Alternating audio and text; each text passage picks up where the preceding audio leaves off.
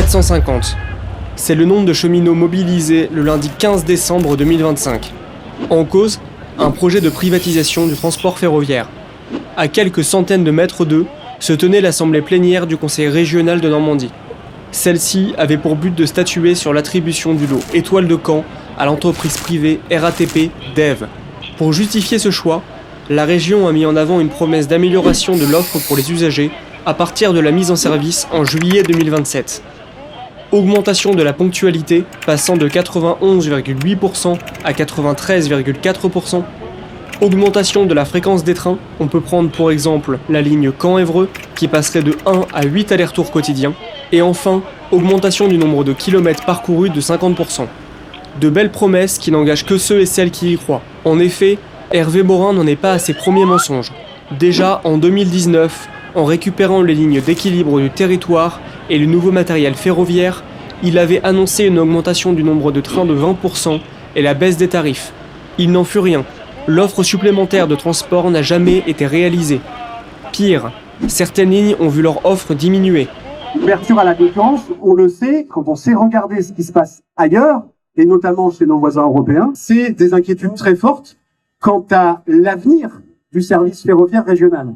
Ce matin, on nous présentait, on va dire, la part belle de l'ouverture à la concurrence, avec des chiffres qui sont assez saisissants, une offre supplémentaire de 50%, mais en réalité, on le voit bien, à partir du moment où on inclut des logiques marchandes dans un service public, eh bien, on a des stratégies commerciales qui sont extrêmement agressives et qui peuvent, en cascade, se retourner contre le service lui-même.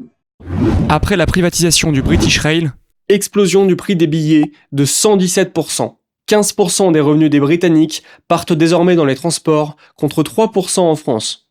4 trains sur 5 sont en retard dans le sud du pays. Concernant les cheminots, pas besoin de traverser la Manche. On voit déjà très bien les effets en France. Spécialisation forcée, détérioration des conditions de travail, changement de statut, licenciement, l'ouverture à la concurrence est déjà de mise en PACA, entre Marseille et Nice, où Transdev a été choisi par la région à grands coups de dotation supplémentaire. Donc une augmentation pour les contribuables, pour une offre de transport qui aujourd'hui s'est fortement détériorée et ne satisfait plus personne. Malheureusement, à l'issue de cette journée de mobilisation, le coup près est tombé. La majorité du conseil régional de Normandie a officiellement voté l'attribution de l'Étoile de Caen à RATP DEV. Pas besoin d'attendre juillet 2027 pour voir les premières conséquences. Les restructurations internes auront lieu bien avant. Les prochaines inconnues sont les 4 lots à venir, prévus par Hervé Morin et Jean-Baptiste Gastine. À commencer par l'Étoile de Rouen, dont l'appel d'offres a été lancé en automne 2025 pour une attribution prévue fin 2026. Suivraient ensuite les lignes Caen-Le Mans-Tours, Paris-Granville, Paris-Caen-Cherbourg et Paris-Rouen-Le Havre. La privatisation, c'est des tarifs qui explosent pour les usagers, des coûts qui explosent pour les contribuables, une offre de transport qui perd en cohérence globale, un accueil, une prise en charge et une sûreté pour les voyageurs qui se détériorent, notamment par des fermetures de guichets et la disparition de personnel de bord. La société SNCF, c'est une société de la nation. Et qu'il y a certaines personnes qui font le choix aujourd'hui de la casser. Et nous, on est là, cheminots, rassemblés, associations d'usagers, défenseurs du service public, pour dire non à Hervé Morin, pour dire stop à cette erreur monumentale de donner ce train à la concurrence. Le président de région a confirmé aux représentants des OS que l'ouverture à la concurrence coûterait plus cher aux contribuables, mais que c'était un investissement pour l'avenir. Cet argent aurait dû être utilisé afin d'améliorer l'offre de transport et la qualité de service due aux usagers.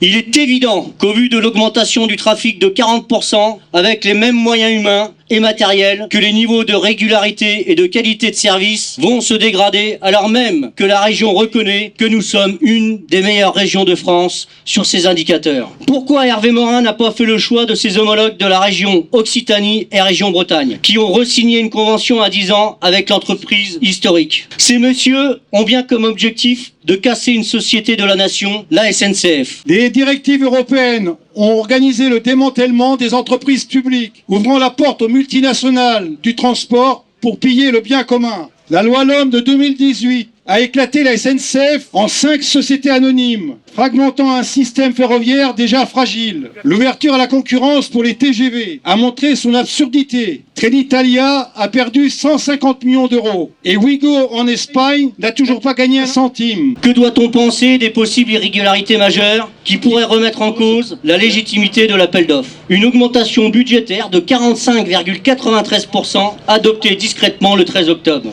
La décision modificative numéro 1 du budget principal a fait passer l'enveloppe de l'appel d'offres de 810 millions d'euros à 1,182 milliard d'euros.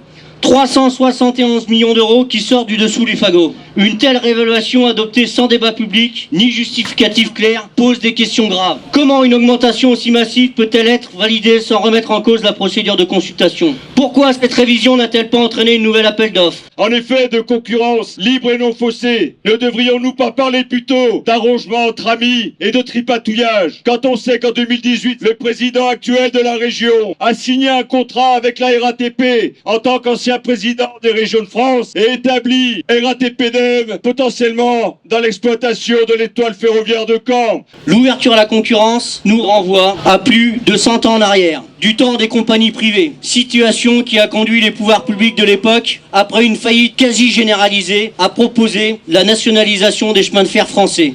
Les gouvernements successifs, guidés par une vision libérale de la société, ont depuis plusieurs décennies façonné l'entreprise publique SNCF pour en faire une entreprise comme les autres. La détournant de son objet fondateur, la réponse aux besoins de la population, et que face aux enjeux environnementaux qui se dressent devant nous, il y a urgence à utiliser les modes de transport les moins polluants comme le train. La bataille du rail se poursuit et se poursuivra après le 15 décembre. Merci pour votre attention.